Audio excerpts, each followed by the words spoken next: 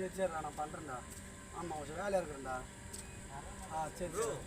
அது ஒரு நிமிஷம் ப்ரோ. என்னப்பா வண்டி கொஞ்சம் கொடுங்களேன், கடைக்கு போயிட்டு வரோம்.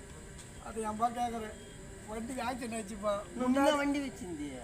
அதுதான்ப்பா சொல்கிறேன். வண்டிக்கு முன்னாடி 3 தையல் பின்னாடி 4 தையல் போட்டுக்காங்கடா. ஒரே அழை இங்கே பாரு, கேவலை தனியாக ஓத்து பாரு.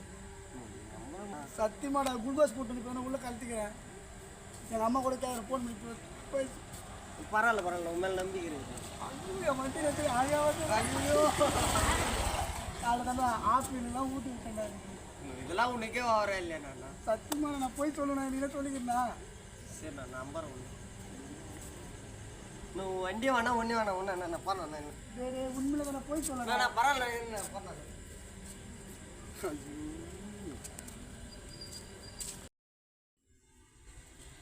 தம்பி வண்டி எதனா இருக்குதாப்பா? அது அவரு கேட்டால் வண்டி எதுவும் இல்லை, உடம்பு சரியில்லை, இது அப்படின்னு சொல்கிறாருப்பா. முன்னாண்ட எதனா இருக்குதா வண்டி? வண்டி பஞ்சர் ஆயிடுச்சுண்ணா. ரெண்டு நல்ல கண்டிஷனில் இருக்குதுண்ணா. நீ போய் எடுத்துன்னு போனா. சரி எடுத்துட்டு வாப்பா.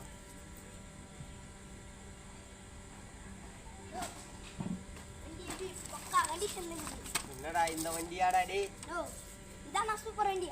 இது எப்படிடாடி நான் எத்துமா இருக்கு? நோ இப்போ இதான் நான் ஃபேஷனு. டேய் எனக்கு இந்த வண்டிலாம் வேணாடா டேய். இந்த வண்டி எப்படிடா ஓட்டுறது? நோ நான் ஓட்டி காட்டுறேன், அதே மாதிரி ஓட்டிங்கண்ணா. இந்த பாருண்ணா, உக்காந்துக்கண்ணா, உக்காந்துக்கோ, இப்படி வச்சுக்கண்ணா, இப்படி போட்டுண்ணா. இந்த மாதிரி ஒரு கண்டிஷனான வண்டி உலகத்திலே எங்கே இருக்கா?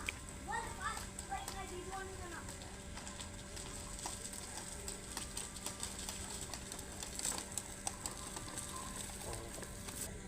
அட என்னடா அவனாண்ட கேட்டா வண்டி இல்லைன்னு, இது உடம்பு சரியில்லை இது அதுன்றான். அவனாண்ட கேட்டா சொப்பு சாமான் தந்து காமிக்கிறான். அட நந்தே போயிடலாம்டா, இவனுங்களா கூட போராடுறது.